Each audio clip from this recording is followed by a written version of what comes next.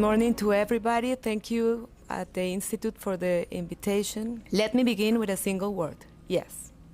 Yes, in 1991, Medellín was the most violent city in the world, with more than 400 homicides per 100,000 inhabitants.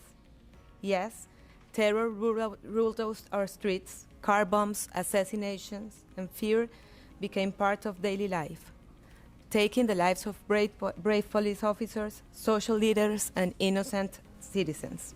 Yes, in the 1980s and the 1990s, illegal armed groups expanded across Colombia, reaching nearly 40,000 criminals, spreading violence through our countryside. And yet, Medellín refused to die.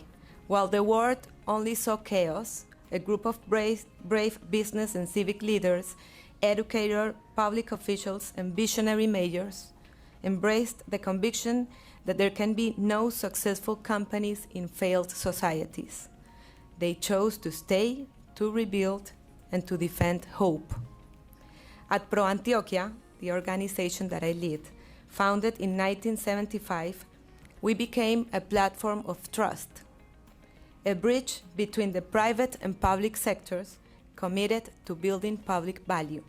Even in the darkest years, we led efforts to dream and to act, supporting the creation of the Medellín subway, advocating for an international airport, driving education and social agendas, and convening the difficult yet essential conversations our city needed to survive. We believed, and still believe, that what is public belongs to all of us, and only working together can we build a future worth inheriting. Today, Medellín stands transformed. We turn pain into resilience, despair into innovation. More than 1.3 million visitors come each year to witness this rebirth, a city once defined by tragedy, now known for technology, culture, and creativity. But let us not be deceived. Transformation is never final. Our resilience is tested every single day, especially today. In recent years, Medellín has faced new forms of corruption, populism, and institutional erosion. We watch as public programs that shaped our children's future, such as Buen Comienzo, were dismantled. We endured open hostility toward the business community, threatening the trust that took decades to build. Our former mayor, today facing criminal and administrative proceedings while seeking the presidency, symbolizes the fragility of democratic governance when institutions are weakened and impunity grows. But the threat extends far beyond one man.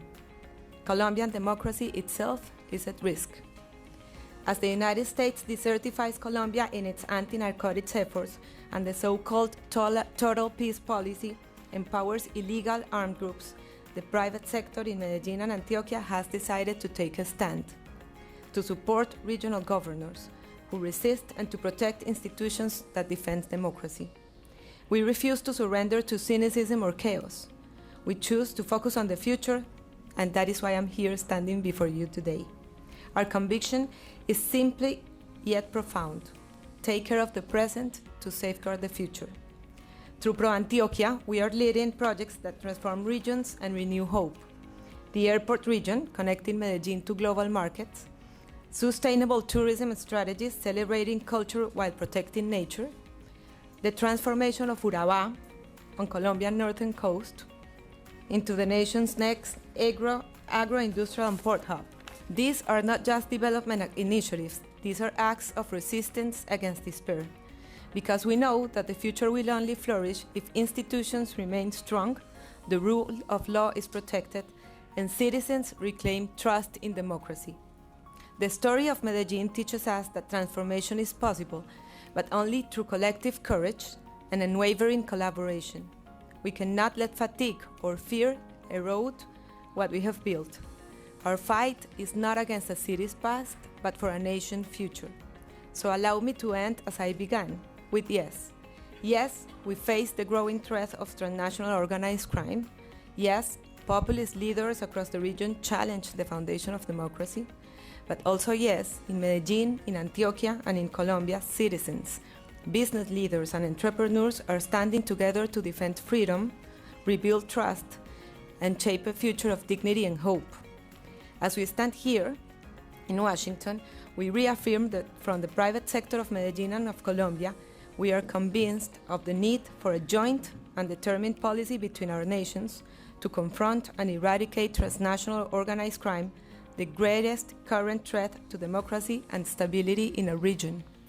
Today, just in 1980, our decision is not to flee from Colombia but to stay, to work hand in hand with the public sector, proof once again that resilience can be a model for the world. Because Medellín is not a city that surrendered, it's a city that transformed pain into purpose. Thank you.